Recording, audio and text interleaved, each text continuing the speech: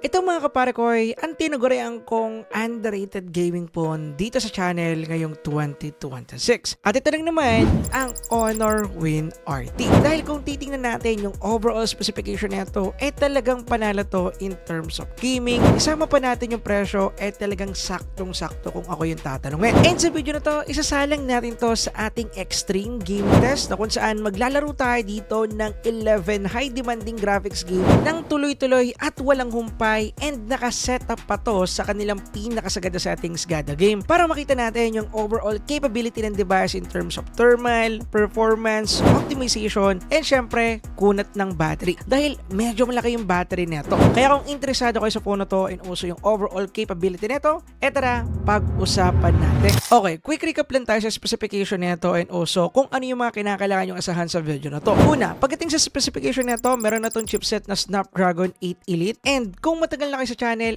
for sure nakita na ninyo yung mga ginawa kong extreme gaming test sa mga naka Snapdragon 8 Elite na phone. And kung nakasubaybay din kayo dito sa channel, alam ninyo na nag-iinit talaga ang Snapdragon 8 Elite na naging reason kung bakit interesting isalang sa extreme gaming test itong ating Honor Win RT dahil meron na tong malaking vapor chamber and at the same time meron na rin itong built-in cooling fan kagaya ng Red Magic. And sa video na to, malalaman natin kung effective nga ba talaga yan, makakapagpalamig nga ba talaga yan. And also, meron din tong 10,000 mAh battery capacity para malaman natin kung makunat nga ba talaga yan or saktuhan lang talaga. Now, pagdating sa preparation, the same lang din ang ginagawa natin sa mga extreme gaming test videos natin. Bale, naka 100% tayo dito bago simulan yung gaming test. Also, gagamit din tayo ng timer para matrack yung ating mismong overall playing time para malaman natin kung ilang oras yung tinagal ng battery. And meron din tayo ditong thermometer para sa temperature ng kwarto para meron kayong reference. Also, sinetup din namin sa 75% yung brightness neto and then 50% naman yung kanyang volume, and ito na yung magiging default na settings niya gada game. And speaking of settings, sinetup namin lahat ng mga games na lalaroin natin dito in max out settings. Also, lalaroin namin to ng tuloy-tuloy at walang humpay para makita natin yung overall capability ng mga game dito sa phone na to, kung mag-overheat ba siya or kung ano, malalaman natin lahat yan. And with that said, tara,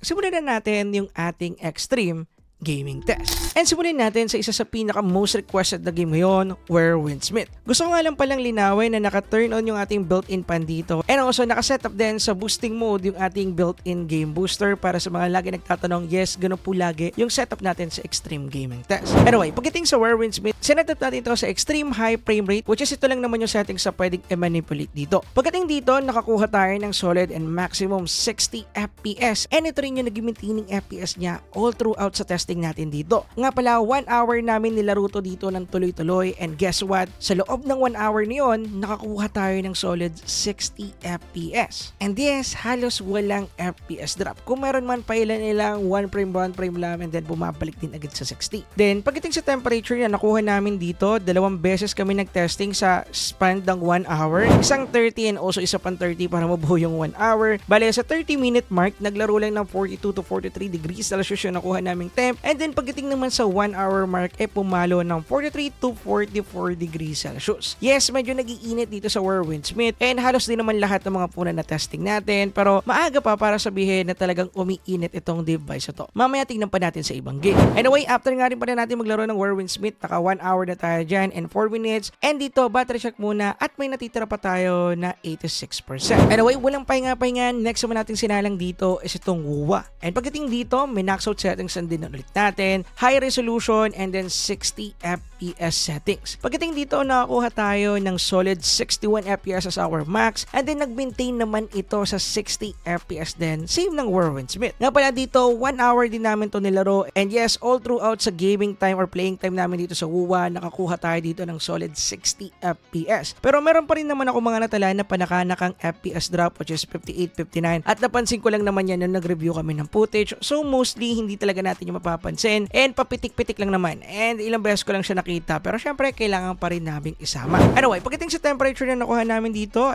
sa first 30 minutes nakuha kami ng 42 to 44 degrees Celsius, and then sa 1 hour mark naman 43 to 44 degrees Celsius. Halos nag-maintain lang. And after dyan ng gameplay natin dito, nasa 2 hour mark na tayo, at dito meron pa tayong natitira na 73%. Anyway, next game naman na sinalang namin dito, itong Genshin Impact. Bale, highest graphical preset settings FPS lang and then 60 FPS combo. Dito, hindi na natin i-activate yung frame rate interpolation. Nakita nyo na naman yung capability niyan doon sa ating full review. So kung hindi nyo pa napapanood, pwede nyo pong i-check para malaman niyo yung capability with frame rate interpolation. Anyway, dito, naglaro din kami dito ng 1 oras and yes, nakakuha din tayo dito ng stable and maintain 61 to 60 FPS. Bali yung maximum is 61 and then yung maintaining is 60 FPS. And yes, napaka-stable niya. Ganon din naman yung nakita natin sa full review kaya hindi na rin naman ako nagulat dito. Pero doon kasi sa full review, 30 minutes lang natin tinesting dito kasi 1 hour and guess what? Consistent yung nakuha natin na 60 FPS sa duration na yun.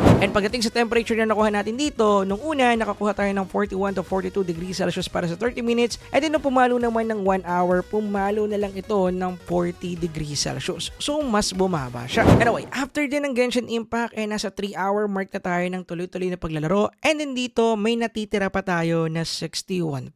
Now, next naman namin sinalang dito is itong ating solo leveling. And yes, dapat hindi na namin ito sasama pero yeah, maraming mga nagre-request pa rin at alam naman natin na hindi pa ito ganun ka-optimize pero ganun pa man, isasalang pa rin natin. Bali dito, naka very high resolution setup tayo, 60 FPS and then max out na yung ibang setup or ibang settings sa ibaba. Pagdating dito, nakakuha tayo ng 61 max FPS and then nag-maintain naman to sa 57 to 60 FPS. Bale, dyan talaga nagja-jump yung FPS niya based sa pagmamanual review namin ng footage. Pero meron din kami mga natala na dip or drop or FPS drop which is 43 to 50 FPS which is normal lang naman dahil pagkabaksak niya, balik din naman agad kaya paputol-putol or papitik-pitik lang naman yung nakuha namin data dyan. So, hindi naman siya ganong ka-alarming. And ilang beses ko na rin naman ito nasabi sa mga extreme gaming test video natin. Tanging solo leveling lang naman yung nagbibigay ng gantong information or data sa atin, gada extreme gaming test. Which is indication na hindi pa ganong ka-optimize yung game. Anyway, after ng ilang minuto paglalaro dito, meron tayong natala na 38 to 40 degrees Celsius. Now, next naman namin sinalang dito isa ring bigating game at talagang high demanding. Ito naman yung ating Once Human. Nga pala, gusto ko lang linawin, medyo naiba yung arrangement ng extreme gaming test natin dito. Nagka-jumble kasi yung mga game kaya iba-iba yung pagkakasunod-sunod. Pero ganun pa man, tuloy-tuloy pa rin naman namin to nilaro, iba lang yung order. Anyway, pagdating dito, sinetup namin to sa pinakasagad na settings niya, Pinnacle Graphics, and then Extreme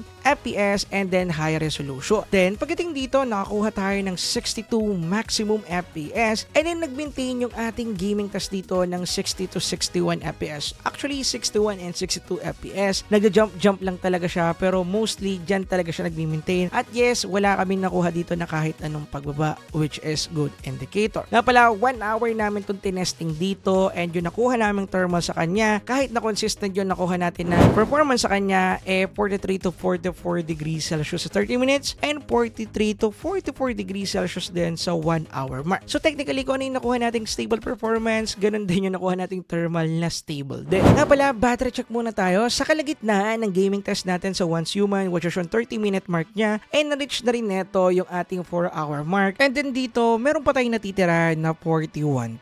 Anyway, next game naman tayo, isa sa pinaka-favorite na game ng isa sa PPT team, Crossfire Legend. Pagdating dito, naka-ultra FPS settings and then extreme graphics setup lang. And then dito, nakakuha tayo ng solid 120 FPS and actually maintain yan. Hindi naman ganun kabigatan tong game na to. Pero bago kasi, so gusto ko talaga makita kung optimized agad. And guess what? Ang Crossfire Legend optimized sa lahat siguro ng device. Napansin ko na okay yung kanyang performance sa budget phone and also sa mid-range phone. So I think pwede na tong gumraduate dito sa rotation ng extreme gaming test natin. But gano'n ba man? Yes, okay yung nakuha nating FPS dito, 120 FPS maximum. And then yung nakuha nating thermal sa kanya is 37 degrees Celsius lang. Next naman namin sinalang dito, isa din sa favorite na game ngayon dito sa studio, Car X Street. Bale, alam na ninyo yan, 445 settings yung setup natin sa kanya. Hindi na namin binago yung default, pero in-adjust namin yung FPS settings sa no limit FPS. And pagdating dito, nakakuha tayo ng maximum 60 FPS and maintain din na 60 FPS as in no drop pagdating sa overall gameplay natin dito sa Car X Street, which is I like. Ang goods ng performance niya, enjoy na enjoy namin yung paglalaro, yung pagdadrip, walang delay, and also yung pagre-render ng mapa, hindi din ganun kabagal unlike sa ibang mga phone na testing natin before. Merong konting papitik-pitik na pagbaba ng FPS pero pag nagre-render lang naman siya ng map, pero just I said, stable naman siya and smooth yung overall na naging gameplay natin. So wala tayong pagiging problema unless meron kang network issue pagdating sa game na to. to. Anyway, yung nakuha natin temperature dyan is 39 to 40 degrees Celsius lang, which is basic na basic. Anyway, next naman namin sinalang dito, shooting game ulit, Garena Delta Force. Bale, dito naka HD graphics and then 120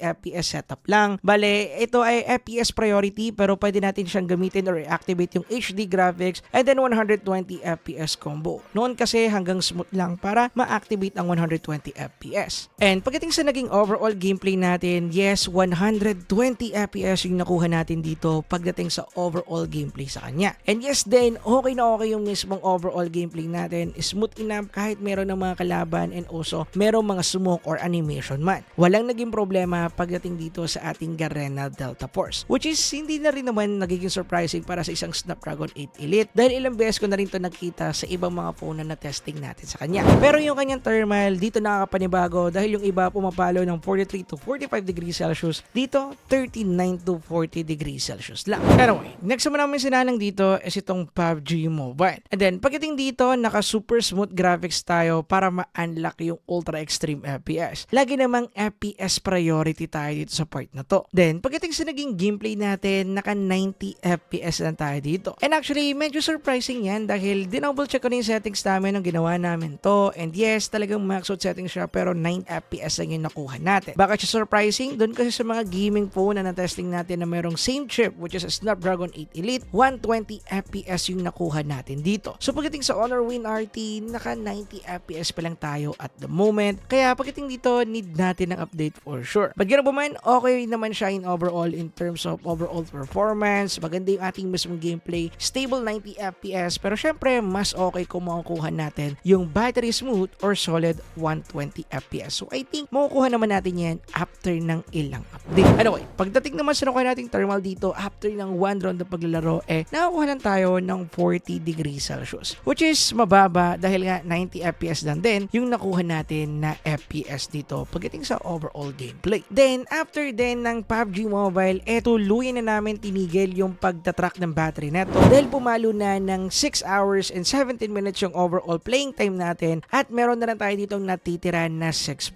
Actually, kung i-drain pa namin to hanggang 2 or 3% or kaya 1%, maaaring umabot pa ng 6 hours and 45 minutes yung makuha natin na playing time pagdating dito sa ating overall extreme gaming test. And pagdating naman sa data na nakuha natin, actually hindi ito yung ini-expect ko pagdating sa 10,000 mAh po. Pero reasonable din dahil nga meron tayo ditong built-in cooling fan and yes, nagko-consume po talaga yan ng power at isa yan sa malalakas para yung display. Pero more on that na lang siguro dun sa battery part or conclusion part natin, doon na lang natin pag-usapan para tuloy-tuloy yung ating extreme gaming test. Anyway, chinarge lang namin to saglit and then bumalik na rin agad kami sa extreme gaming test. Then dito natin sinalang yung dalawa sa mga most requested dun yung game and yan yung ating WWE SmackDown and ito is under ng Netflix at yan na rin yung naging main reason kung bakit 30 FPS ang yung nakuha natin dito. And then pagdating sa settings, nakaset na siya in default. And in terms of playability, yes, goods na goods yung makuha natin performance. Hindi na kailangan pang pag-usapan. No FPS drop. Solid 30. Mas okay sana kung kaya ng 60 pero okay na rin naman yan. Playable na playable. So pagdating dito, yes, para sa mga nag-request ng WWE SmackDown dyan, walang magiging problema. And yung temperature na nakuha natin dito, nag-sit lang ng 35 to 37 degrees Celsius. Anyway, next naman namin nilaro dito, which is isa din sa mga PC games out there, Red Redemption 2. Then, pagdating dito, malalaro natin siya using Netflix dahil under to ng Netflix and the same din sa WWE SmackDown. Naka-default settings na tayo dito which is yung pinakatinala or nilagay ni Netflix dito. Kaya nakakuha lang tayo dito or nag-result na to sa 40 FPS dahil for sure ito yung way ni Netflix para ma-optimize tong game na to. And for me, okay naman yung ginagawa nila pero I hope iangat nila sa 60 FPS kasi mas maganda siguro yung gameplay kung ganon. Pero kung ito talaga yung way nila para i-optimize tong mga emulated game na to, para sa akin goods na rin naman dahil kung lalaroin natin to sa PP, SSPP or itatry natin laruin to in emulation sa ibang mga application out there, for sure makakakuha tayo ng hindi ganong kagandahan na FPS. Kaya 40 FPS is enough for me and ang good thing dyan, online to kaya meron din tayong autosave. Anyway, pagdating dito, in overall, goods yung gameplay natin, hindi